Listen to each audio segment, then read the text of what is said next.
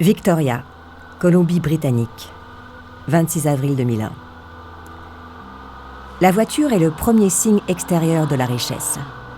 Si vous conduisez une bagnole classe, cela impressionne les gens. Cela vous situe dans un milieu social. Au volant d'une berline confortable, Christophe Rocancourt navigue dans le quartier chic d'Oak Bay, à Victoria. Il est 22 heures. La côte ouest du Canada, c'est assez calme le soir. Beaucoup plus calme que Paris, Los Angeles ou New York. Pas l'endroit idéal pour faire la fête. Alors Rocancourt se promène avec sa femme, Pia Reyes, une ancienne playmate. Si Rocancourt regardait dans son rétroviseur, il se rendrait compte que les flics le suivent. Ils l'ont dans le collimateur depuis quelque temps. Le Français fait l'objet d'une plainte déposée par un homme d'affaires, un certain Robert Baldock. Rocancourt a convaincu Baldock d'investir dans une affaire.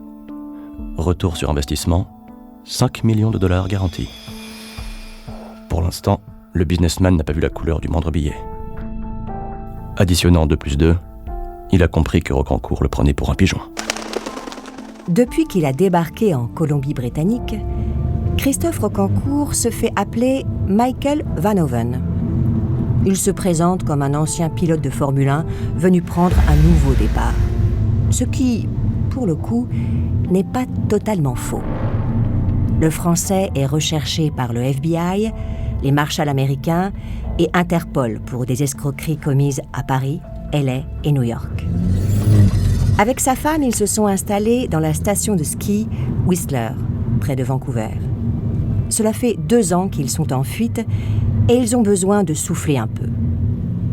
Mais pour assurer leur train de vie, ils dépendent de tocards comme Robert Baldock.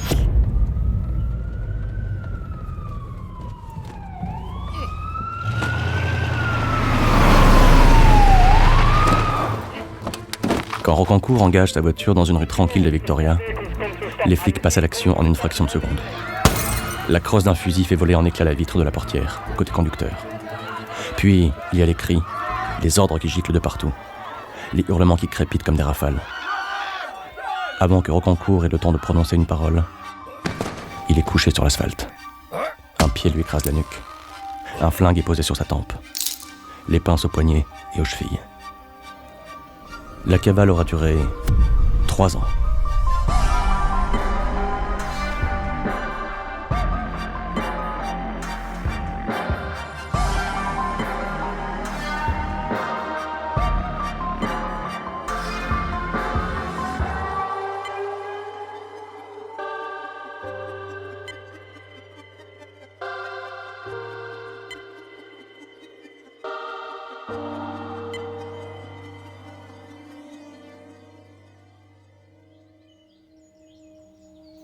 Avant de se retrouver dans une prison à Vancouver, Christophe Rocancourt a fait du chemin.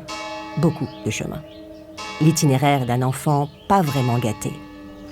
Son parcours commence le 16 juillet 1967 à Honfleur. Son père Daniel est docker, chômeur, employé à tout faire, boxeur raté, alcoolique et ingérable. Il se bat dans les bars parce qu'il aime la castagne ou parce qu'un combat improvisé est le moyen de se faire payer à boire. Sa mère Annick accouche à 17 ans. Elle est belle et instable. Elle se prostitue.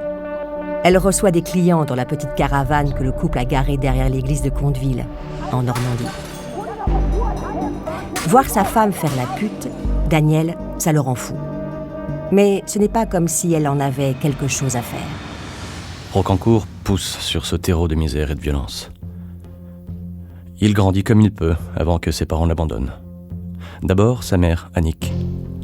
Le petit Christophe a 5 ans quand elle le fait monter dans sa voiture pour le conduire vivre chez sa grand-mère à Foulbec. Sans prendre garde, elle ferme la portière trop vite. Le gosse a laissé traîner la main. Le panneau de métal lui sectionne le petit doigt. Daniel ensuite. Par désespoir, le père de Christophe se met en ménage avec la sœur d'Annick. Le couple décide de partir vivre en Belgique. Christophe a 9 ans quand son paternel le dépose à l'orphelinat de Saint-Germain-Village. Dans cette institution, Les murs ont la couleur de l'indifférence. Les gosses sont en transit, en attendant d'être parachutés dans une famille d'accueil qui n'a aucune envie de les accueillir. Aussi étrange que cela paraisse, l'orphelinat apporte à Rocancourt une sorte de stabilité. Il n'y est pas heureux, mais il y est moins malheureux que dans la caravane de ses parents. Il devient enfant de cœur. Il pique de l'argent dans les corbeilles de la quête pour se payer des bonbons. Il découvre Dieu. C'est moins la religion qui l'intéresse que la notion de destin. Il a envie de faire quelque chose de sa vie. Seulement, il ne sait pas quoi. De famille d'accueil en retour à l'orphelinat, Rocancourt passe son adolescence à fuguer. Il ne va jamais très loin. Il s'enfuit et il marche sans but. Les gendarmes finissent chaque fois par le rattraper et le ramener à son point de départ. La discipline lui est insupportable. Pour les flics, il est déjà de la graine de voyou. Mais au moins, il n'est pas violent, comme son père.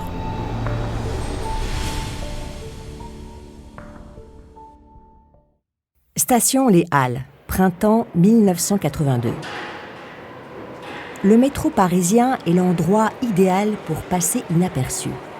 On se fond dans la masse. Personne ne fait attention à vous.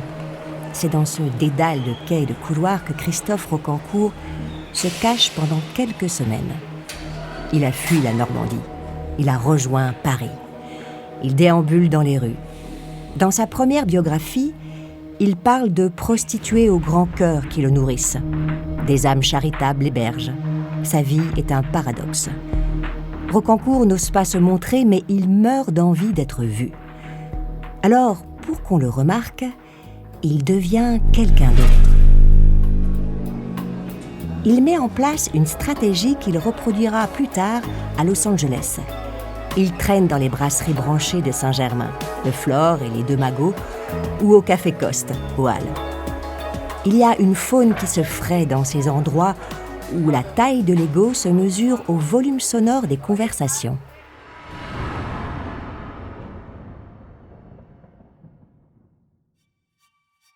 Avant de continuer cet épisode, nous voulions vous remercier pour votre écoute. Si vous voulez continuer de nous soutenir, abonnez-vous à la chaîne Bababam Plus sur Apple Podcasts. Cela vous permettra une écoute en avant-première et sans interruption.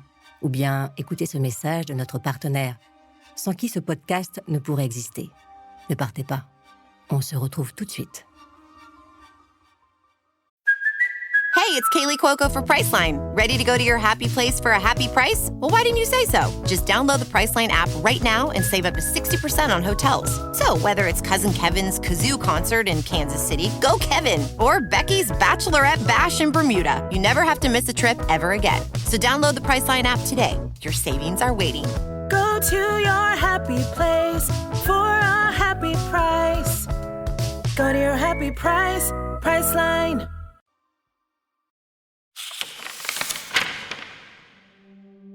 Ce monde, tout nouveau pour Rocancourt, obéit à des codes.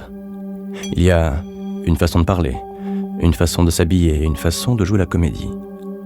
Le petit Normand observe, il apprend. Il se façonne un personnage et il soigne son apparence. Suivant les conseils d'amis bienveillants, il essaye de se débarrasser de ces petits gestes parasites, de ces petits mots disgracieux, de ces détails imperceptibles qui trahissent ses origines misérables. Quand Gérard Siad rencontre Christophe Rocancourt dans le métro, ce dernier est à la limite de l'illettrisme, selon son expression. Gérard Siad, qui deviendra président du syndicat national des entreprises gays dans les années 90, est saisi d'une amitié aussi soudaine que violente pour ce jeune homme paumé. Il décide d'en faire son protégé. Siad ouvre à Rocancourt les portes de la nuit. Il l'emmène partout, au palace, au bain-douche et dans toutes les boîtes à la mode. Ce sont les années 80. La pop version Michael Jackson, les boules à facettes, le bling-bling et les afters qui durent jusqu'à la soirée suivante.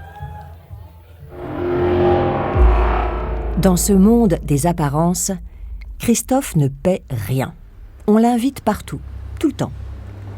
Il a le physique, le culot et la tchatche. Surtout, il plaît aux femmes. Seulement, se faire entretenir comme un animal de compagnie met son orgueil à rude épreuve.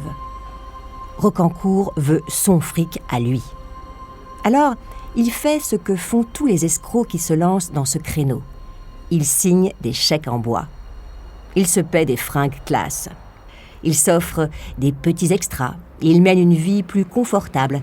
Cela impressionne les filles. Quand il ne passe pas ses soirées en boîte, Rocancourt opère sur un autre terrain de chasse, les salons de thé. C'est l'endroit idéal pour rencontrer des jeunes femmes, le plus souvent riches et le plus souvent désœuvrées. C'est chez Angelina, rue de Rivoli, qu'il croise la fille du préfet de Guyane. La relation dure quelque temps. Puis ce sont les présentations aux parents. Le préfet fait découvrir à Rocancourt un monde dont il ne soupçonnait pas l'existence. La haute fonction publique d'État abrite une faune très différente de celle de la jungle nocturne. Pourtant, le fric y circule de la même manière, et la cupidité y est également un sport collectif. Les gens que Rocancourt croise sont obsédés par le fric. Ils appellent ça « faire des affaires ». Le plus drôle est qu'ils se montrent d'une crédulité enfantine dès qu'on leur fait miroiter la perspective d'un bénéfice juteux et rapide. Après les chèques sans provision, l'escroc en herbe passe à la cavalerie. En gros, il emprunte de l'argent à Paul pour rembourser Pierre, puis de l'argent à Jacques pour rembourser Paul. Et ainsi de suite en faisant traîner les délais.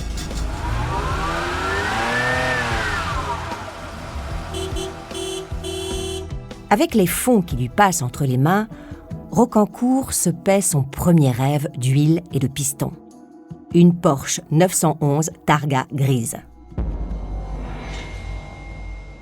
C'est là que Rocancourt commet sa première erreur. Il pense que personne ne remarque son manège. Quelques semaines plus tôt, il a prêté 10 000 francs à un pote voyou. Le temps passe.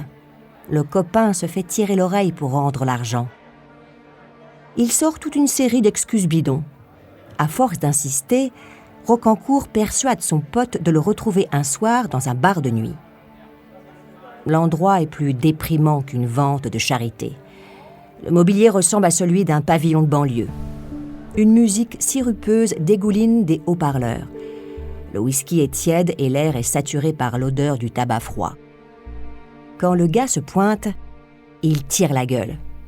Bien sûr qu'il peut rembourser la somme, mais en dollars, pas en francs. Histoire de sceller l'événement, Rocancourt et son pote vident quelques verres puis décident qu'ils ont l'un et l'autre des choses plus importantes à faire. Probable que les flics n'avaient pas envie de casser l'ambiance sinistre du bar. Tranquillement, ils attendent Rocancourt et le voyou à la sortie de l'établissement. Rocancourt se retrouve face contre le mur. Les inspecteurs lui mettent les pinces et le font monter dans une voiture banalisée. Le voyou se rend sans résistance. Les flics saisissent une liasse de faux dollars. Des morceaux de papier tellement mal imprimés qu'on dirait qu'ils sont passés à la photocopieuse. Dans un premier temps, Rocancourt choisit de la jouer en mode gros dur. Il réclame de téléphoner à l'une de ses connaissances. Les flics le toisent avec un petit sourire narquois. Non, pas cette fois. Cela fait plus d'1 an qu'ils le suivent et qu'ils attendaient le bon moment pour le coincer. En marge de ces arnaques à la petite semaine, Rocancourt avait réussi un joli coup l'année précédente. Il a vendu à un pigeon un immeuble appartenant au préfet de Guyane pour la somme d'1 million de francs.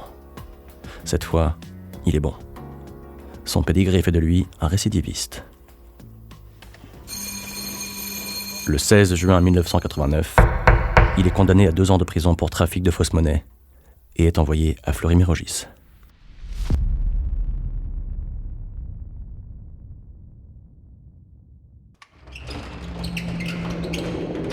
Paris, hiver 1991.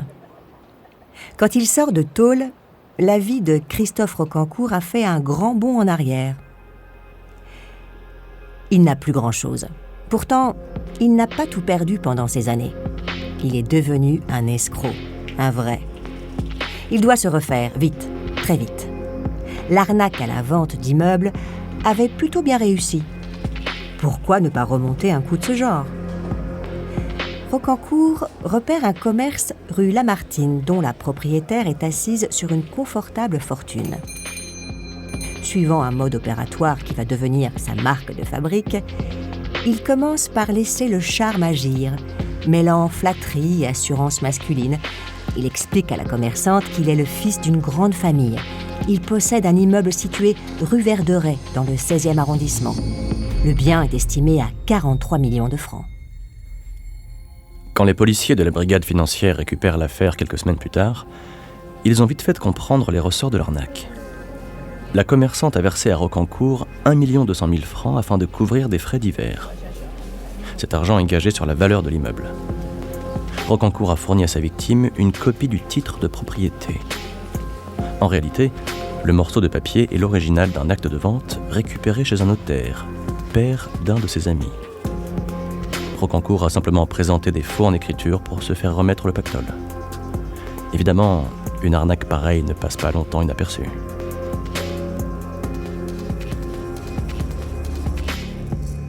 Avec le passif qu'il commence à accumuler, Rocancourt sent qu'il est temps pour lui de changer de terrain de jeu. De toute façon, les soirées ne sont plus les mêmes à Paname. L'ambiance est devenue morose. En septembre 1991, Rocancourt effectue un petit séjour à Genève. L'air pur de la Suisse, cela ne peut lui faire que du bien.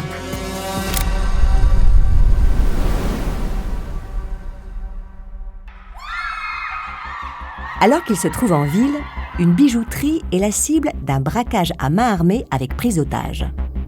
Les policiers helvètes découvrent que Rocancourt était une connaissance d'un des braqueurs. Lui, il affirme qu'il n'a rien à voir dans ce hold-up et se dépêche de revenir en France. Il est vraiment temps de changer de crèmerie. Direction la Californie. Assis dans l'avion qui le conduit à Los Angeles, il n'imagine pas que cette histoire va le rattraper 2 ans plus tard.